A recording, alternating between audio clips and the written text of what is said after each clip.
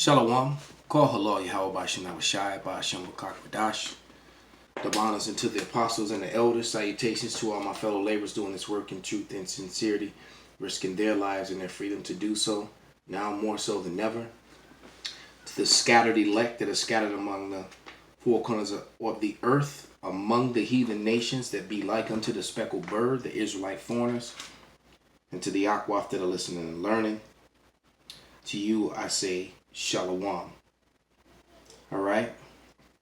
I'm going to start this with Ecclesiastes 12:3, and it says, in the day when the keepers of the house shall tremble, and the strong men shall bow themselves, and the grinders shall cease because they are few, and those that look out of the windows be darkened.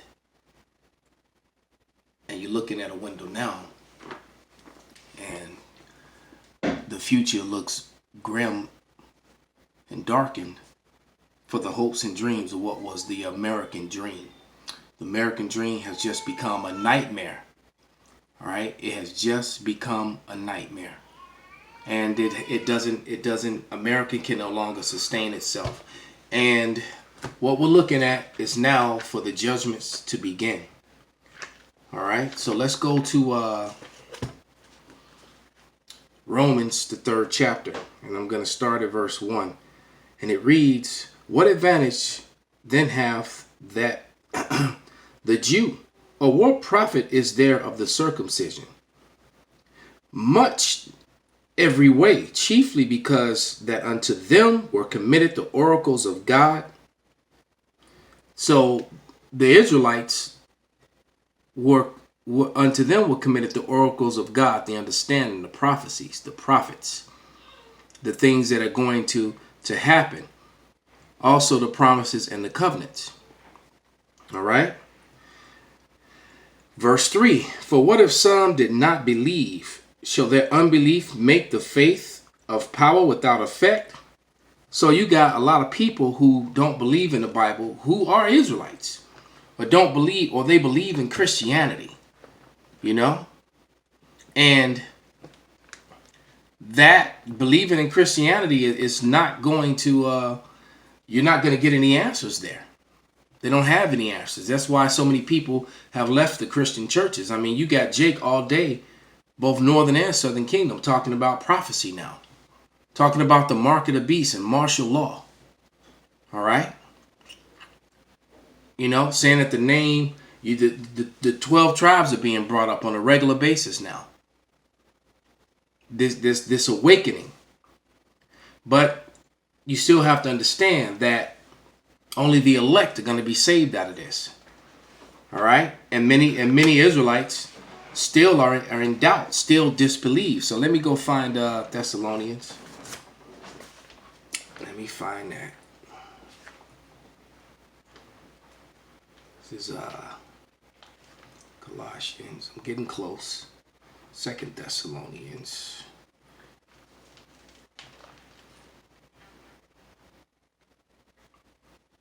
All right, and then this is 2 Thessalonians chapter 2, verse 10 through 12, and it reads, and with all deceivableness of unrighteousness in them that perish, because they receive not the love of the truth, that they may not be saved. So the 2/3, the naysayers, and those that didn't believe, going back to Romans, is not going to make the Lord's word not true, and it's not going to save them.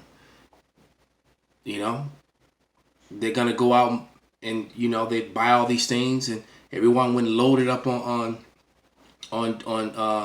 butt paper, on toilet paper, you know, and now there's memes floating around talking about all these dead people, but how, you know, who died of all these other things, but how clean their butts are. That's about all you're going to have is a clean butt, which is really isn't clean at all.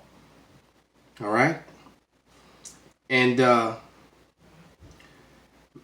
like it said, they receive not they receive not the love of the truth, that they might be saved. So the 2/3 are already labeled to perish and die. They're not going to make it out of this. All right. And I'm not saying that I am. But I know I got a much better chance than those of you who call not on the name of Yahweh Bashem Yahushai, who believe not in the scriptures, or those of you who do no works and have no works. You know, or these guys who teach false doctrine that can't be matched up line upon line, here a little, there a little, you know, precept upon precept. Verse 11, and for this cause God shall send them strong delusions that they might believe a lie. People who listen or are part of like ISUPK. All right, because many of the things that they do and teach don't line up with the scriptures, not according to precept upon precept. And the most important thing, they're in allegiance with the enemy. They're in allegiance with Rome through that 501c3 charter. That's why they push Christ, Christ, Christ. All right. Black and white. They're not breaking down, you know, who the nations are. Matter of fact, some of these camps don't even acknowledge the Israelite foreigners that are scattered among the heathens. You know, some of them, if you don't look like, you know, Lou Diamond Phillips or Samuel Jackson, then you're not an Israelite. And then some of you, and then you got some camps, if you don't look like, you know, if you look like Lou Diamond Phillips, you're not an Israelite. You know, and now there's some madness out there in the reverse. You got Northern Kingdom that's denying Judah, saying the Hispanics and Latins only, that Judah are Hamites. So it's just some bugged out doctrines going on around out there, man. All right. Verse 12, that they all might be damned who believe not the truth, but have the pleasure in unrighteousness. And what? Have pleasure in your March Madness and your weed smoking and your chronic in your nightclubs and your bars. Just going to get jiggy with it all the time. Just you know, all the mirth, which is gone now.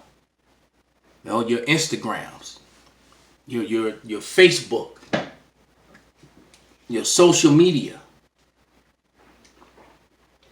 Investing in things wherein there is no profit. You know, the love of this world. You know, the Emmys and the award shows. You know, let's go back to Romans, because just because you don't believe that it's not going to change a darn thing. This is Romans. I start at verse 3 again. It says, for what if some did not believe? Shall their unbelief make the faith of God without effect? God forbid. Yet let God be true, but every man a liar, as it is written, that thou mightest be justified in thy sayings, and mightest overcome when thou art judged. And that being the key point, because judgment is coming. And like King David said, you know, blessed is the man whose sins are not, you know, accounted. When you're exempt from judgment, like in Ezekiel, the 9th chapter, which I'm probably going to read that. All right. But it says, but if our unrighteousness commend the righteousness of God, what shall we say? Is God unrighteous who taketh vengeance? I speak as a man. God forbid. For then how shall God judge the world? And he's going. So the world is about to be judged, man. And there's a lot of death and destruction that's going to be a part of that. All right. Because the truth be saying, you know, matter of fact, I'll just read it. I was about to say it. I'll read it. This is Isaiah 64:6. But we are all as unclean as an unclean thing, that all our righteousness are as filthy rags, that we all do fade as a leaf, and our iniquity, like the wind, have taken us away. So we're all filthy. We all deserve death, man. But the Lord has an elect chosen, and that elect chosen is going to be exempt from judgment. All right. And that's what we're all striving to do. That's why we try to follow the law, statutes, and commandments to the best of our ability. You know, this is Ezekiel 9:4, and it says, for Yahweh said unto him, go through the midst of the city, through the midst of Jerusalem, and set a mark upon the foreheads of the men that sigh and that cry for all the abominations that be done in the midst thereof. And that mark is knowing the name of Yahweh Bashem Yahushai. And that mark is making you exempt from the said judgments that are coming in this book. And that's what we're all jockeying for and fighting for. It's for that hour of temptation, because they're using this virus to hide the crash of the dollar, all right, and to issue in the mark of the beast, Revelation the 13th chapter, which is in that, because they're going to put the cure in the chip. They're going to put the vaccine in the chip, and the vaccine and the chip are going to come hand in hand. So you're going to be looking at mass quarantines and all sorts of things, and next thing you know, they're going to have chipping stations everywhere. That is where we're headed. That's what this is all coming out to. All right, this is Revelation 3:10, and it reads, "Because thou hast kept the word of my patience, I also will keep thee from the hour of temptation, which shall come upon all the world to try them that dwell upon the earth." Right, because we're all going to be tempted with that chip, with starvation, hunger, pain, imprisonment, all those sorts of things, man. Why? Because the Jacob's trouble is near at hand. It's actually, truth be said, Jacob's trouble has started, man. It just hasn't turned up yet, but it's going to turn way up. Right, because lots of Israelites are going to start dying first by the hundreds and then by the thousands. That time is near at hand. This is Jeremiah 30:7, and it reads, "Alas, for that day is great, so that none is like it. It is even the time of Jacob's trouble, but he shall be saved out of it," and that he is the elect. And the precept to that is Daniel 12:1, which when Michael stands up for the elect, all right, and only the elect. 2/3 are already marked for death, according to as it is written. Kol haloi hal b'shem Shai b'shem Wakakudash. Shalom wa abba b'bal.